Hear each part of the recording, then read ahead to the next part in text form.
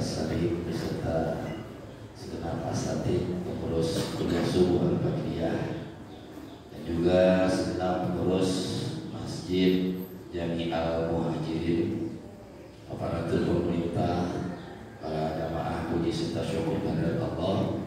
Salawat dan salam semoga senantiasa tercurah dan terlimpah kepada Rasulullah SAW.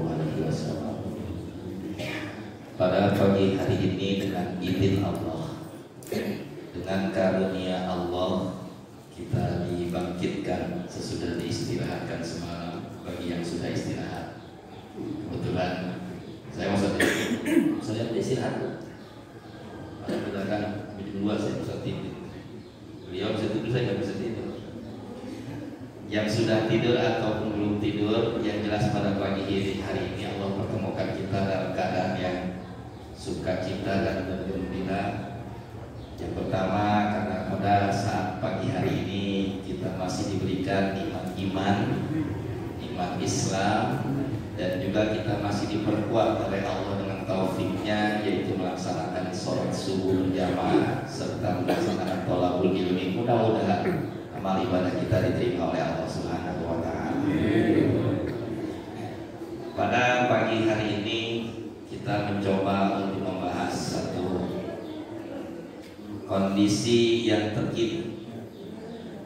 Jadi dalam ilmu agama itu ada kaidah yang mengatakan afdhalul ilmi ilmuha. Ilmu yang paling utama adalah ilmu yang paling saat ini dibutuhkan penjelasan dan keterangannya. Karena walau bagaimanapun untuk membuat kita tambah yakin, apapun yang terjadi di muka bumi ini, baik dari masa lampau ataupun masa yang akan datang, seluruh aturannya, peristiwanya, itu semua sudah tercatat dalam ilmunya Allah Subhanahu wa Ta'ala. Maka pada pagi hari ini saya awali dengan satu ayat dari surah Al-Anfal ayat 25. Allah firman, wattaqu fitnatan la tusibanna alladziina zalamu minkum khassah wa'lamu annallaha syadidul iqab. Saat ini kita sedang mengalami satu pemberitaan yang tidak bisa terhindari dan tidak bisa ditutup-tutupi, karena permasalahan ini sudah mendunia, yaitu yang namanya virus COVID-19 atau yang kita kenal dengan virus corona. Apalagi pertama kali terdengar, bukan pertama kali terjadi, pertama kali terdengar dan diketahui yang terdampak orang Depok. Ini belum tentu sebetulnya orang Depok, ini kan yang pertama kali diketahui. Mungkin bisa jadi orang mana-mana, cuma nggak diberitakan. Kebetulan yang pertama kali diberitakan terjadinya yaitu orang Depok. Wilayahnya nggak jauh dari sini, wilayah Sukma Jaya Studio Alam. Bagaimana kita mensikapinya? Apakah kita harus takut? Kalau kita lihat dari ayat tadi, yang merasa takut jangan merasa salah. Karena memang Allah memerintahkan wattaqu dan takutlah kalian. Walaupun kalimat takut ini kalau kita bahasa kalimat Al-Qur'annya sebetulnya ditujukan sebagai peringatan sebelum terjadi. Jadi ketika Allah berfirman wattaqu, takutlah kalian, itu seharusnya kita ketahui dan yakini sebelum terjadi. Apa yang harus kita takuti di sini? Maka Allah lanjutkan, fitnatal la tusibanna alladziina zalamu minkum khassah. Akan satu adab, satu siksa, satu ancaman, yang mana siksa tersebut, adab tersebut tidak hanya Allah berikan kepada orang-orang yang zalim khassah saja.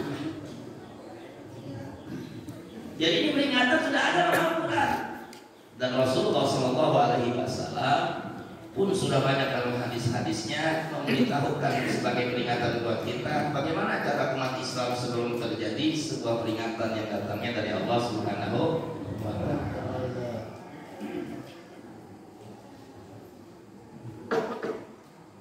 Takut memang memang manusiawi dan tidak salah, tapi jangan sampai takutnya kita ini menyebabkan sebuah kepanikan. Jadi sudah kita menghadapi situasi yang serba salah, tindakan dan antisipasi kita karena panik pun malah bikin salah. Ketika kejadian ini pertama kali di Depok, Pak, kalau nggak salah seminggu yang lalu saja, saya langsung coba keliling. Ternyata dari minimarket sama supermarket penuh mendadak. Berbondong-bondong orang memborong makanan pokok, sembako. Ketika ini mulai merebak, sampai pada akhirnya esok hari kepolisian mulai turun tangan ke pusat-pusat perbelanjaan untuk mengatur agar tidak terjadi penimbunan makanan yang menyengsarakan orang lain. Nah, kebalikan dari sebuah situasi yang salah ini, Islam sudah menghukumi menimbun makanan ihtakaro, hukumnya haram. Man ihtakaro ta'aman arba'ina yauman bari'um minallahi wa bari'allahu minhu. Siapa orang yang menimbun makanan selama 40 hari, berarti dia sudah mengesahkan dirinya untuk lepas dari Allah, maka Allah berbalas akan tidak mau memperhatikan dia. Berarti secara hukum fikih umat Islam diharamkan untuk menimbun makanan dengan tujuan dia beli di saat harga normal, dia tahan dan dia jual lagi dengan harga yang melebihi kenormalan dan biasanya, maka hukumnya adalah haram. Selain makanan pokok, apalagi yang tidak diperbolehkan? Sesuatu yang sedang dibutuhkan orang banyak. Apa saat itu ketika corona mewabah yang dibutuhkan orang banyak? Masker. Maka masker dari mulai toko besar, supermarket besar, minimarket sampai apotik kecil, semuanya susah dan langka. Yang tadinya dijual dengan harga 1.500, paling mahal 1.000, langsung melonjak sampai 40.000 satu. Itu untungnya udah berlipat-lipat ganda. Nah, kalau orang Islam yang melakukan itu karena merasa ada peluang bisnis nih, masyarakat lagi butuh, maka keuntungan sebanyak apapun tidak akan mampu mencegah dirinya dari siksa Allah Subhanahu wa Ta'ala. Ini ke depan penting, Pak. Ini bukan takut-takutin, tapi peringatan ke depan penting karena sudah mulai lagi nih. Selain corona masuk, dolar 15.000. Jangan sampai umat Islam mensikapi ini dengan cara yang salah lagi. Semuanya sudah diatur oleh syariat agama. Jangan sampai kita mau bersenang-senang diri di atas penderitaan saudara-saudara kita muslim yang lain. Jadi yang tidak boleh ditimbun, terutama di para pedagang muslim, yang tidak boleh ditimbun satu, makanan pokok, dua, barang-barang yang sedang dibutuhkan oleh orang banyak. Kalau gula udah mulai langka. Gula itu tinggal ada di warung-warung kampung. Ini bukan takut-takutin, tapi jangan sampai terpulang terus mau borong sebanyak-banyaknya. Kalau punya duit sih kali ya masalah. Udah ngambil banyak ngutang. Ini gula di mini supermarket sudah mulai susah dicarinya. Yang ada tinggal di warung-warung kampung. Nah, ini berbarengan dengan wabah penyakit ini. Yang jelas yang pertama, takut boleh, panik jangan sampai kita seharusnya ini mendapatkan hikmah dari sebuah ujian dan musibah, justru kita malah mendapatkan ancaman siksa dari Allah, sengsara dunia, melarat akhirat. Alhamdulillah teman. Jadi fitnah ini kenapa sih Allah turunkan kepada orang-orang yang bukan hanya tukang maksiat saja, bahkan orang-orang yang taat dia kena? Ya karena kalau kita bahas intinya, karena sudah banyak umat Islam yang meninggalkan amar ma'ruf nahi munkar. Ada contoh kasus mungkin 3 hari kemarin, ketika ramai viral di pemberitaan, ada pemakaman dibuat dangdutan serta minum-minuman keras. Depok, Pak, jangan jauh-jauh kemana-mana, di Depok adanya. Di Depok adanya. Dan alhamdulillah jam 2 malam saya cukup memberikan apresiasi kalau di sini ada Pol PP. Terima kasih atas kesigapannya jam 2 malam CWH. Ya, sambil kita sedikit menekan kalau memang tidak bergerak cepat di umat Islam yang akan bergerak. Alhamdulillah tuh 5:30 sudah di lokasi. Maka saya terima kasih kepada segenap Pol PP yang sudah menjaga nilai-nilai kehormatan umat Islam. Nah, ini menjadi sebuah kajian buat kita, Pak, karena ini kejadiannya bukan satu kali, itu sudah menahun. Berulang-ulang kali di tempat pemakaman yang sama. Yang sangat saya sayangkan, kenapa umat Islam yang ada di sekitar pemakaman itu, yang mungkin orang tuanya dimakamkan di situ, engkongnya dimakamkan di situ, tidak berani untuk menghilangkan kemungkaran di wilayah pemakaman tersebut, wilayah Pancoran Mas. Dan dari pemerintah juga nutupin lokasinya di mana ya, tapi intel kita banyak tahu jadi di mana adanya. Yang jelas ini menjadi pelajaran buat kita. Kalau kita membiarkan hal-hal seperti ini, ya hal yang terjadi di tempat orang itu bisa menimpa diri kita yang setiap malam kita kirim hadiah Fatihah, yang setiap zikir tahlil kita bacakan Yasin karena cintanya kita kepada orang tua kita yang sudah tidak ada. Tapi ternyata banyak orang-orang yang berlaku buruk, kelewatan, merusak dan menodai nilai-nilai apa yang sudah terterapkan sebagai nilai ibadah kita kepada Allah, bakti kepada orang tua.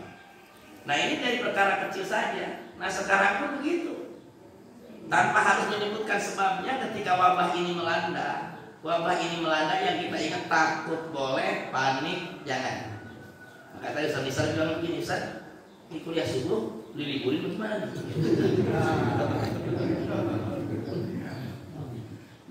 Kita tidak bisa membahas dulu Pak hari ini. Kebetulan saya dapat undangan dari Haji Sultan Mahmud untuk membahas permasalahan fenomena corona yang sudah diberitakan dari media, terutama Kota Depok pun sudah meliburkan untuk anak-anak sekolah. Nah, kita jangan menimbang masalah ini hanya dengan emosi pribadi, tapi kita kaji lewat syariat-syariat dan aturan agama. Jangan faktor kita benci dengan pemerintah A, pemerintah B, sehingga mereka bertindak benar pun kita salahkan. Jangan. Islam itu mengajarkan kepada kita yang benar, dia benar, yang salah, dia salah. Jadi untuk kuliah subuh tunggu hasil Ustaz apa bentar Ustaz? Apa kuliah subuh jangan ditutup, apa jangan dibubarin, dipercepat tutupnya kali. Jadi waktu tutup udah cepetan. Nah, di sini saya simpen satu riwayat hadis yang diriwayatkan oleh Imam Muslim an Aisyah radhiyallahu anha zaujun Nabi sallallahu alaihi wasallam. Siti Aisyah istri Nabi pernah bertanya, Sa'atu Rasulullah, aku bertanya kepada Rasul anitaun tentang taun. Taun itu ulama banyak mengartikan wabah penyakit, karena di zaman Nabi itu sudah ada peristiwa wabah penyakit yang membunuh puluhan ribu manusia.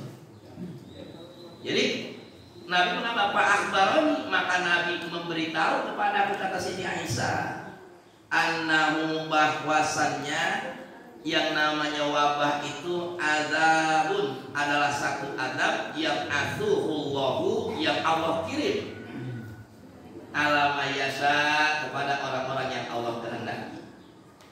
Jadi di sini menjadi satu keyakinan, apapun yang terjadi di muka bumi ini adalah atas dasar kuasa Allah. Jangan kita terpengaruh dengan mengatakan jangan kait-kaitkan urusan corona dengan urusan agama. Sangat berkaitan. Ini orang-orang liberal selalu hendak memisahkan yang terjadi di dunia dengan urusan agama dan kuasa Allah. Innallaha ala kulli syai'in qadir. Dan sudah sejarah membuktikan, tersebutkan dalam Al-Quran, bagaimana luar biasanya Allah menaklukkan kesombongan. Dari mulai sombongnya Raja Namrud. Raja Namrud itu dalam sejarah kerajaan dunia itu penguasa dunia. Tapi lihat ketika dia berbuat kemungkaran dan kezaliman, Allah matikan dia dengan cara yang hina. Bukannya dia itu ditombak dengan tombak yang besar, dia mati cuma gara-gara nyamuk. Raja besar mati sama nyamuk. Sombong. Kita lihat bagaimana Abraham, tercatat juga dalam Al-Quran. Alam tara kaifa fa'ala rabbuka bi ashabil fil. Kalau Allah sudah membuktikan berkali-kali kuasanya, maka lebih mudah buat kita yakin bahwa Allah pun mampu untuk kembali menurunkan kuasanya. Apalagi di akhir zaman yang sudah otentik beritanya akan ada siksa yang menyeluruh. Ini kalau kita sebutan orang luar negeri terhadap corona ini ngeri, Pak. Namanya pembunuh senyap. Bos kamu kita nih. Ya kenapa? Kalau apa? Dia masih kelihatan bentuknya. Nyamuk yang kecil ada bandanya, ini nggak kelihatan. Tapi tadi jangan takut terus pulang borong pasar pucung. Jangan, dulu pulang pihak hukum. Terpanik dalam borong pasar pucung, jangan. Yang jelas kita yakin dulu bahwa ini kuasa Allah dan pasti ada sebabnya kenapa Allah turunkan. Survei dari secara ilmiah membuktikan dari negara yang tidak mayoritas Muslim, dari negara Prancis, ketika wabah corona melanda di sana terbukti bahwa yang paling tidak mudah terkena wabah corona adalah para muslimah yang ada di Prancis. Dipelajari cara hidupnya, karena ternyata muslimah itu umumnya umat Islam. Itu cara aturan Islam memang sudah menunjukkan cara hidup bersih, pola hidup bersih. Sekarang apa yang pertama? Ketika corona ada disuruh sering-sering cuci tangan. Umat Islam itu bukan disuruh, diwajibkan 5 kali sehari cuci tangan. Itu yang wajib. Karena kalau kita mau sholat disuruh dulu, sebelum dulu pertama kita cuci tangan paling kagak 5 kali. Mau sholat itu masalahnya. Itu masalahnya. Yang sholat ya, kalau nggak sholat ya kali nggak cuci tangan kali Pak. Belum lagi yang perkara-perkara pelajaran, mau makan cuci tangan, ya kan semuanya. Orang kalau habis bongkar-bongkar motor dia cuci tangan. Berarti umat Islam sebetulnya pola hidup bersihnya sudah diatur oleh agama, terjamin dan terbukti. Betapa sulitnya dan tidak semudah orang lain virus corona untuk jatuh kepada perempuan muslim yang ada di sana. Karena perempuan muslim itu nggak sembarangan salaman, nggak sembarangan cipika-cipiki. Apalagi di Indonesia yang mayoritas umat Islam budaya timur yang sangat menjaga nilai-nilai kesopanan. Nggak ada cipika-cipiki laki-laki perempuan yang bukan mahram. Kita aja yang ikut-ikutan kampungan. Iya, itu kan budaya luar, bukan budaya negeri kita, bukan budaya agama kita. Orang sana yang bawa kemari, orang mari yang ikut-ikutan. Begitu lebaran bukan mahramnya, 17-an cipika-cipiki. Udah gitu lakinya lagi dicium sama orang, tawanya lagi ada cemburu di situ. Nah ini membuktikan bahwa sebetulnya syariat Islam sudah cara hidup yang paling sehat. Maka yang pertama di sini para ulama yang mengikuti aturan kesehatan untuk mencegah virus corona di kita, dawamkan dulu. Satu ibadah. Orang yang dawam wudu ada jaminan matinya husnul khotimah. Jadi begitu sekarang kemarin kita wudu 5 kali, walaupun karena faktor takut, tadi takut yang bagus nih. Sekarang saya begitu batal langsung wudu, batal langsung wudu. Jadi namanya ambil hikmahnya. Maka dilanjutkan cerita ini. Alam ayyasha wa anna Allaha ja'alahu rahmatan lil mu'minina. Dan bahwasannya ketika wabah itu menimpa mengenai orang-orang mukmin, maka Allah jadikan wabah ini adalah rahmah, kasih sayang. Orang-orang zalim kena ini azab buat mereka. Tapi kalau ada orang mukmin yang sudah menjalankan cara-cara yang baik masih kena juga, itu kasih sayang. Cuma rasa-rasanya kalau disayang model begini ada ngeri juga gitu ya. Kita ada ngeri juga, tenang. Jadi Nabi itu mengatakan selanjutnya, kok disayang sih? Karena dikatakan sini laisa min ahadin, itu siapa orang yang ini begini. Oh iya. Yakumu ta'un payang kusufi baladihi sabiran mutahasiban. Maka siapa orang yang terkena satu wabah tersebut, apabila dia terkena wabah tersebut, payang kusufi baladihi, maka diem dia di tempat terkenanya. Disinilah hukum bolehnya karantina. Nabi sudah mempersiapkan hukumnya. Kalau bahasa keren sekarang apa? Lockdown. Jadi kita jangan begini, wah Anies Baswedan dasar gubernur kadrut. Orang di karantina, enggak. Nabi sendiri yang mengatakan bahwasannya wabah yang mengenai orang mukmin, kemudian orang mukmin tersebut diam di tempat dia terkena dan dia sabar, mutahasiban, dia mengintrospeksi diri dan dia yakini ya'lamu annahu la yusibuhu, bahwa dirinya tidaklah terkena illa ma katabahu Allah, kecuali Allah sudah takdirkan. Ya, emang udah takdirnya. Saya sudah berwudu, saya sudah mengikuti tata cara untuk tidak terkena, tapi ternyata masih kena juga. Saya sabar dan saya mengkarantinakan diri saya sendiri. Maka ada anjuran dari pemerintah yang harus kita ikutin. Begitu mewabah ini, udah mulailah kita menghentikan aktivitas keluar yang tidak penting. Langsung ditutup, Ragunan tutup, di Ancol tutup. Makanya sekolahnya pada mau berangkat batal semua. Semua tuh tutup semuanya, termasuk taman mini tutup. Depok, alun-alun yang baru jadi tutup. Jadi kalau ntar mau kanal sepi. Jangan kita salahin, kita karena di musim politik ada orang yang tidak setuju dengan keputusan ini. Diburu jangan. Rasul sendiri mengatakan bagaimana cara menjadikan azab ini sebagai rahmat. Satu, dia diam karena menyebarkan virus, hukumnya haram. Kita ketahuan sakit nih. Begitu kita sakit, kita ngerasa begini, daripada sakit sendiri sakit rame-rame. Ini hukumnya haram. Nggak boleh. Maka Nabi mengatakan bayang kusuk. Dia diam, dia mengkarantina dirinya atau mengikuti karantina yang sudah ada. Sambil sobiran bersabar, mutahasiban, dia introspeksi diri, meyakini bahwa apapun yang menimpa saya ini adalah sudah takdir Allah Subhanahu wa Ta'ala. Kalau sudah begitu, orang itu menerima segala konsekuensinya karena yakin dengan takdir Allah, dan dia meninggal karena wabah penyakit tersebut. Apa kata Nabi? Illa kana lahu mithlu ajri syahidin. Maka meninggalnya dia mendapatkan pahala orang yang mati syahid. Jadi buat kita takut boleh, panik jangan. Poinnya apa di sini? Selain kita tidak putus wudu tadi, kalau nggak ada kepentingan banget, pekerjaan dan kegiatan yang nggak penting, jangan banyak berkumpul. Nah ini yang dikhawatirin salah paham, kuliah subuh bubar. Kuliah subuh mah penting, Ustaz.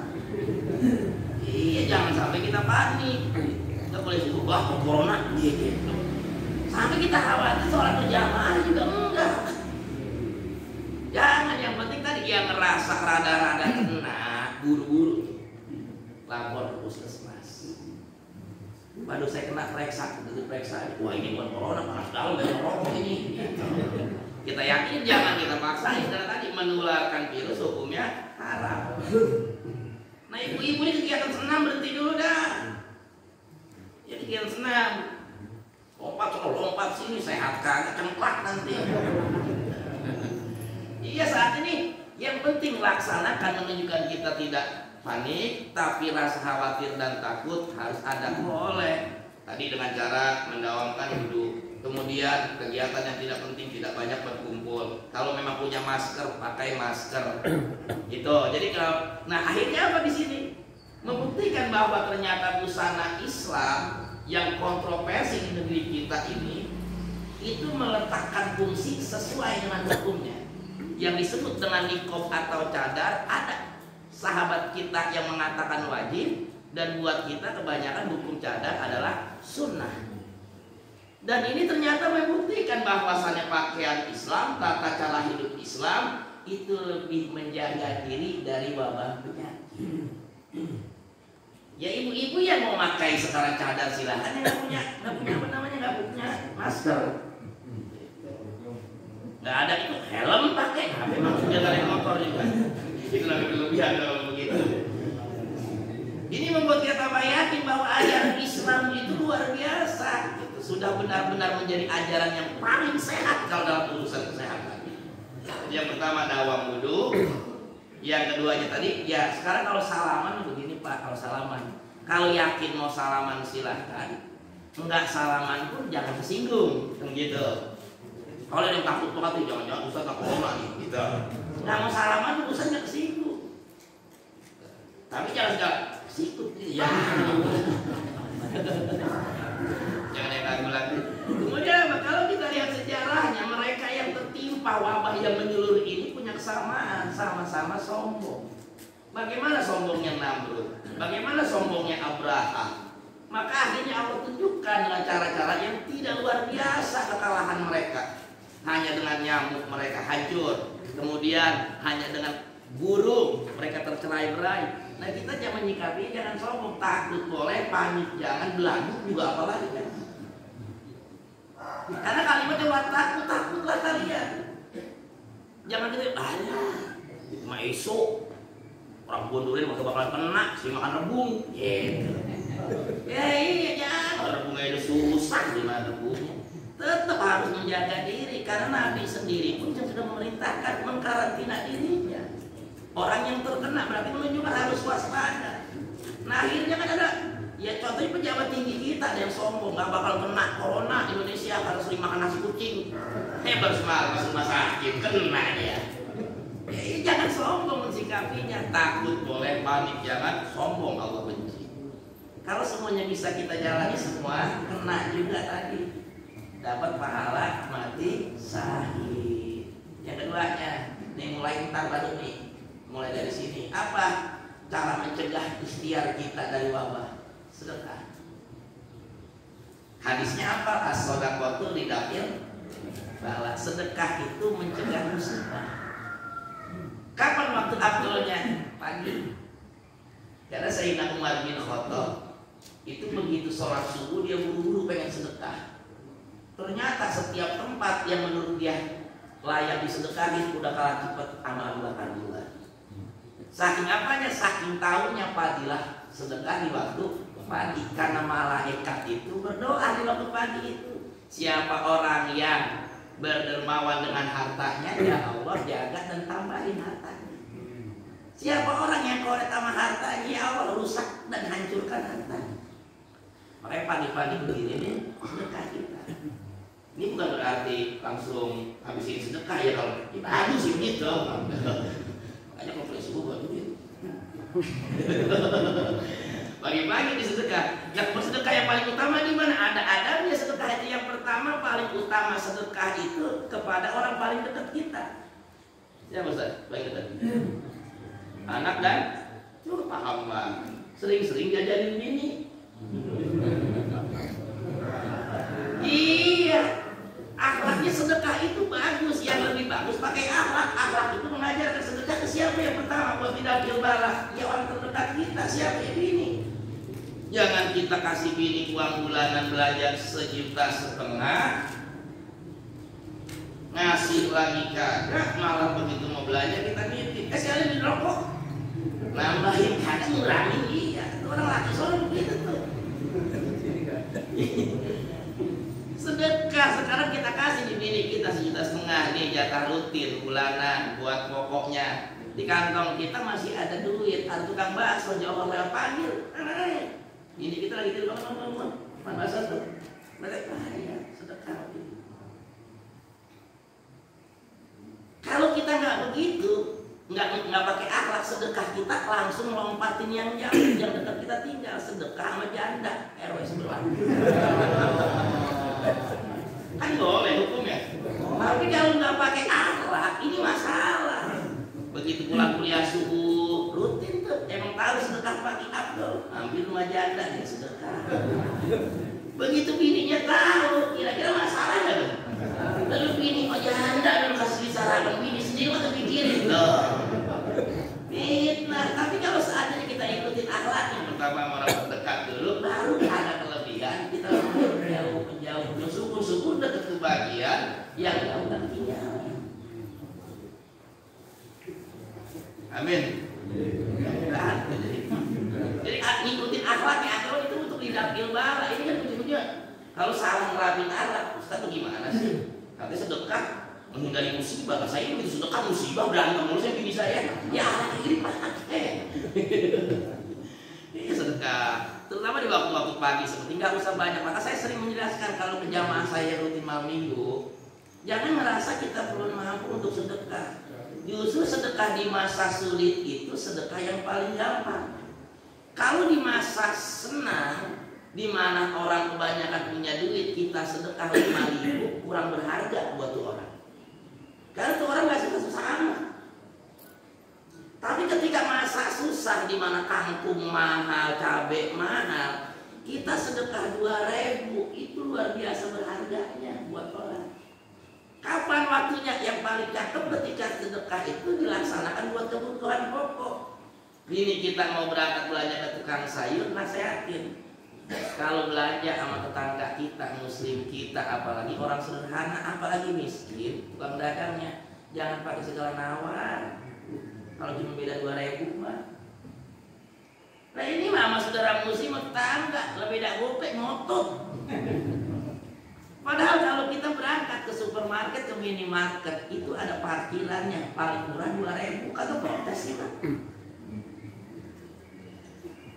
Ya coba deh kita berangkat di minimarket, supermarket, sama dah kita taruh kayak apa namanya yang besar kayak gitu. Itu ada parkirannya, jam pertama 2.000, jam kedua 3.000, karena kita betah bisa 5 jam. Itu 10.000 enteng banget keluar. Gila sama tetangga kita, kangkung harga 3.000 dijual 3,5 ngotot, sampai ngambek. Padahal kita niatin sedekah, itu sedekah. Berapa duit po ini? Kangkung 4.000. Wah kita toh sedekah 2.000 nggak mau bikin kita miskin. Apalagi musim-musim kayak gini, as-shodaqah tuh lidafil barang. Nah pengarang kita, makanya begini sedekah saya yakin ada jamaah kuliah subuh sama sedekah udah hobi. Cuman mungkin akhlaknya dan tata caranya yang belum kita pahamin. Saya itu lagi belajar, bukan berarti ngajarin, sama-sama belajar. Nah di sini pengarang kita menjelaskan salah satu cara, saya nggak tahu ini pernah dibahas atau enggak nih. Gitu. Yang jelas begini, salah satu akhlaknya, wala tatlub mimman tatasodaqa alaihi muka